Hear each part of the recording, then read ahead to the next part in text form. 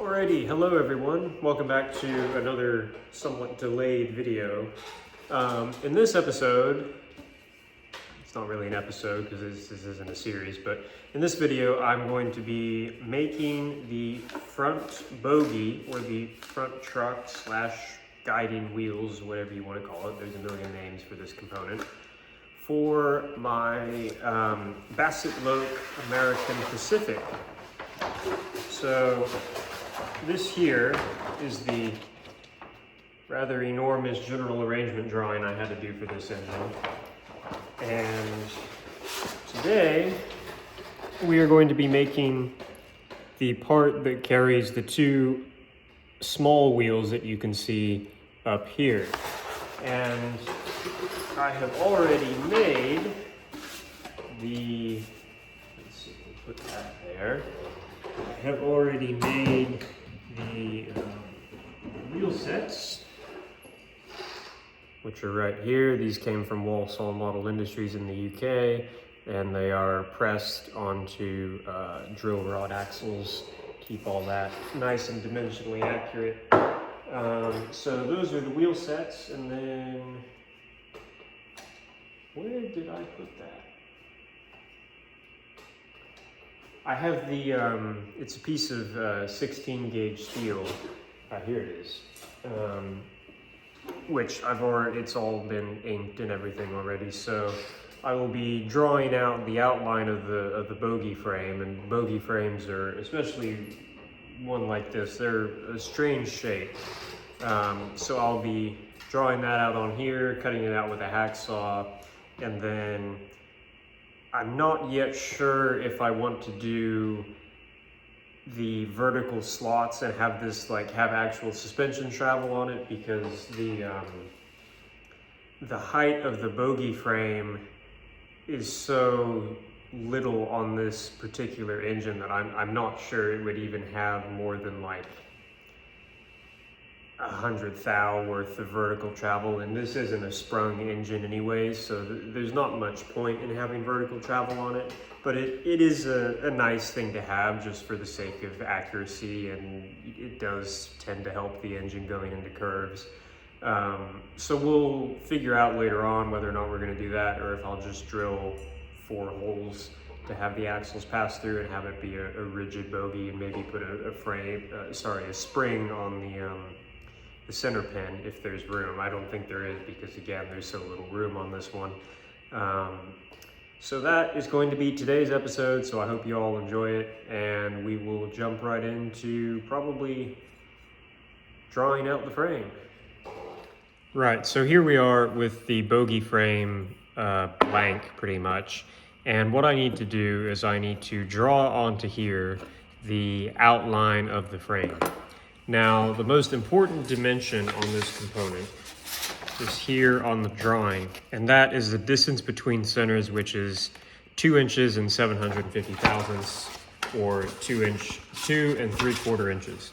So what I am going to do is I'm going to get my set of calipers here, and I'm gonna set that out to 2 inches, 750 thousandths.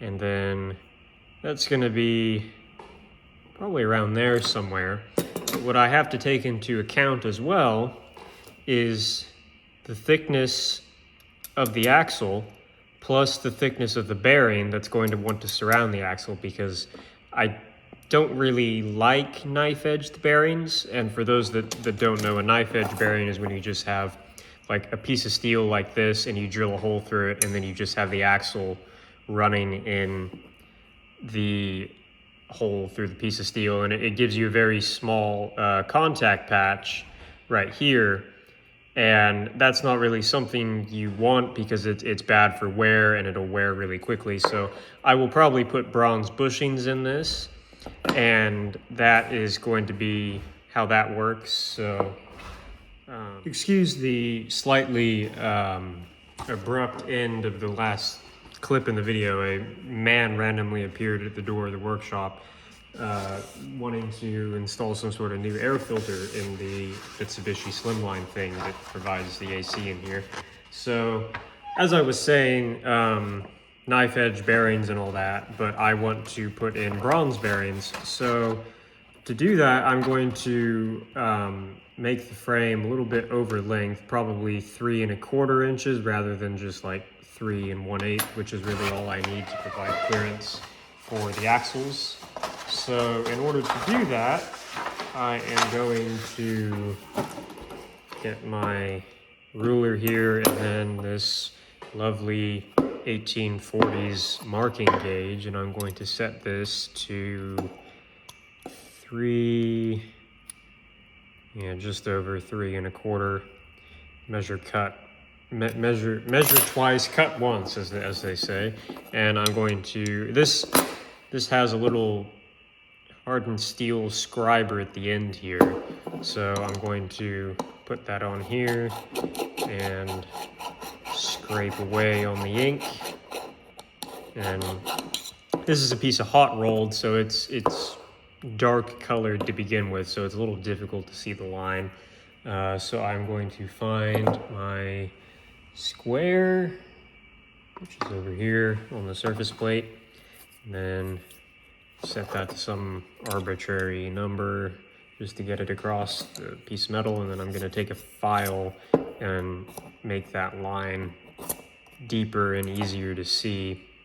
So that's a lot better than it was. And I will now go and I will remove that section there, and then we can lay out the frames on this section, cut down here, so then I have the 2 pieces, and then most of the material in this area here is going to get removed to provide clearance for the cylinder frame stretcher under here.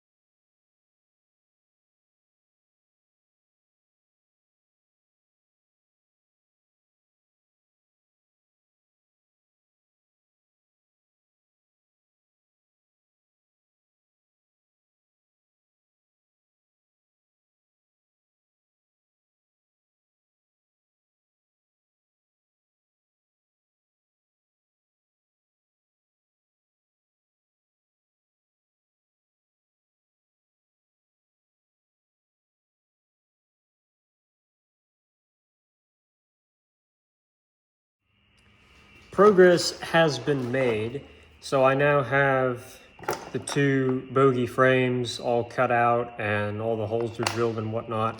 I drilled the holes off camera basically because there's no good place to set up a camera to film my drill press. So that was done off camera, but those are now done. And the next component we're going to work on is the frame stretcher, which holds these 2 pieces apart like that. So this needs to come down in thickness, so I've marked off the section on each side that needs to come off, and this is going to go over in the shaper, and I'll just plane that off very slowly. And then that will go in the drilling machine, and it will have 2 holes drilled on either side, and then this can all get bolted together. Then in the middle, there will be the hole for the center pin. I plan on doing the side movement cutout on the Loco side frame stretcher, which will be up here. So this will come out of the frames, go in the milling machine, get probably a 1/4 inch slot cut across here. And then the center pin will get made. Everything will get bolted together. Wheels will get pressed off and then pressed back on the axles once they're in the bearings. And I'll make the bearings, and then we should have a completed front bogie.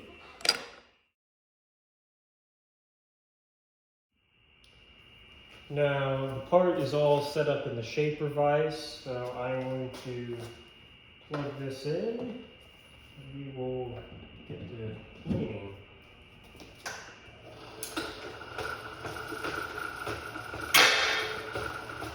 I will bring the cutter down so it just begins kissing the work.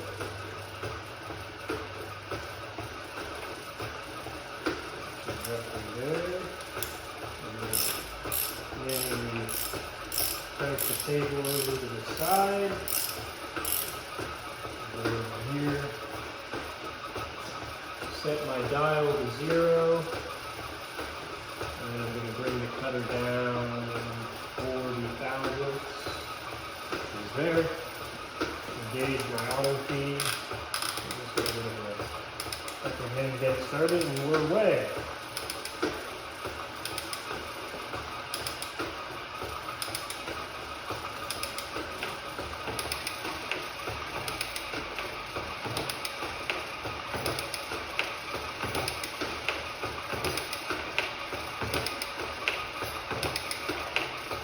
So this is an Atlas 6B shaper, probably built in around 1947, 1948, sometime around then.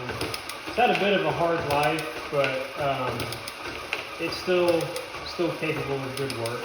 The main problem is this drive pulley right here. It's cracked on the inside.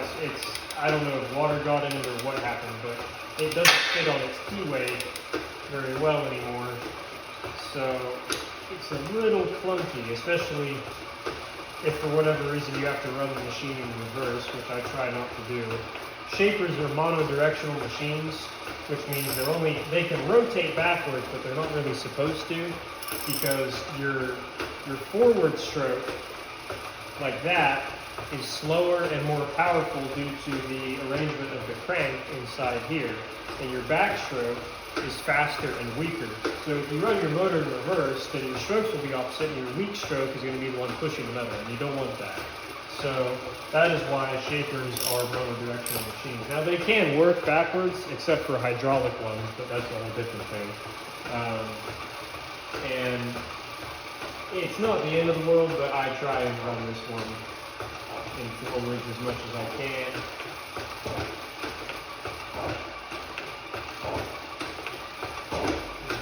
40 thou up there. Use our auto feed. I gotta go the other way there because something funny happened there. I'm not sure what.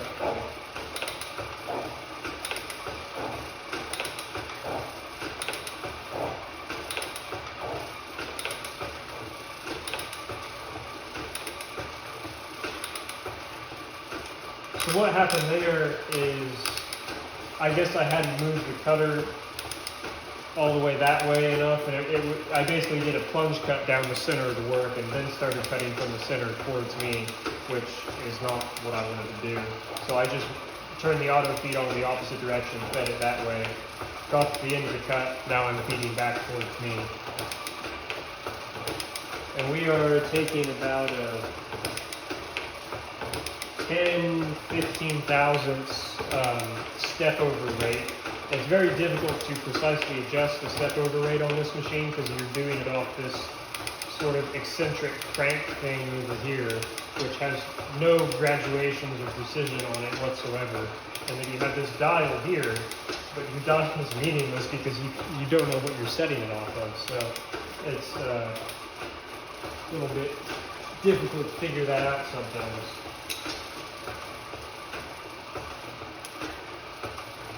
Wind the machine back over, wind the table back over more like.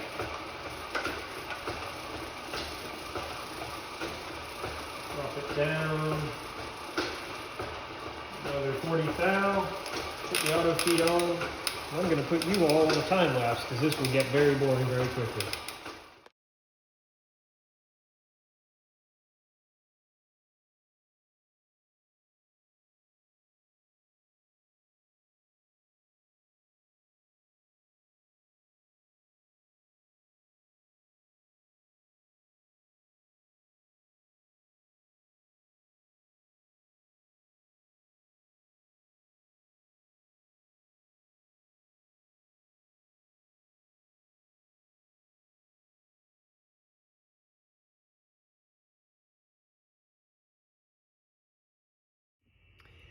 Alrighty, so it is now time to make the bushings. So I'm going to make these out of brass because unfortunately I am all out of bronze.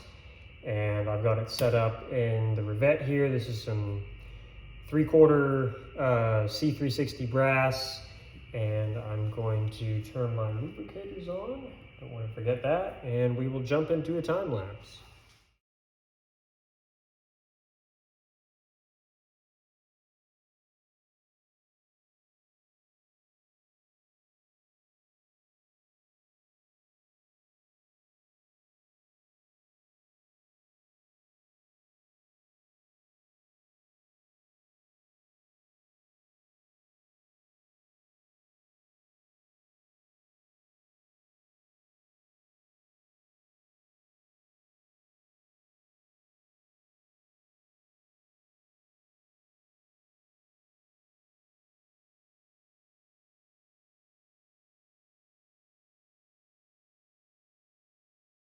Success has been achieved.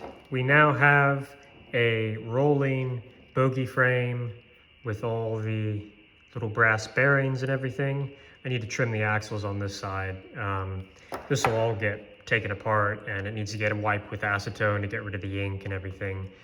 But I am very pleased with that. So it will go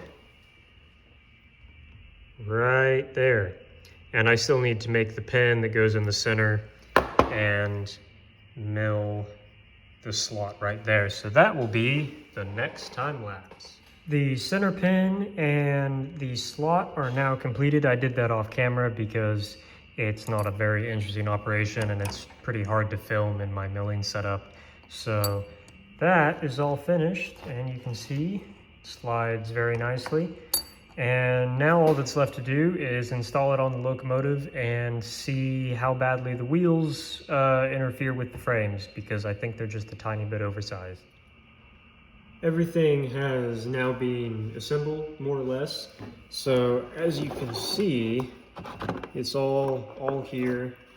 It slides underneath the frames pretty well. I did a whole lot of work trying to get it basically to stop colliding with the flanges and whatnot. It always needs a little bit of a trim, but you can probably see there is a gap between the top of the bogie frame and the bottom of the frame stretcher up here, and that needs to get filled with this thing called a swash plate. So it's basically, on this engine, it's not very complicated. It's just a thin disc of brass or steel, and then it'll be bored out to have the spring inside of it, which will put downward pressure on here, and it'll hide the spring from the outside, so you won't be able to see that the spring is there, and it'll look a little more accurate. So I'm going to jump into a time lapse of making the swash plate, and we'll reassemble all that, and then we should be done, except for the spring, which is coming later on, but it's not very interesting, so I won't show that in this video. So yeah, let's get on with that time lapse.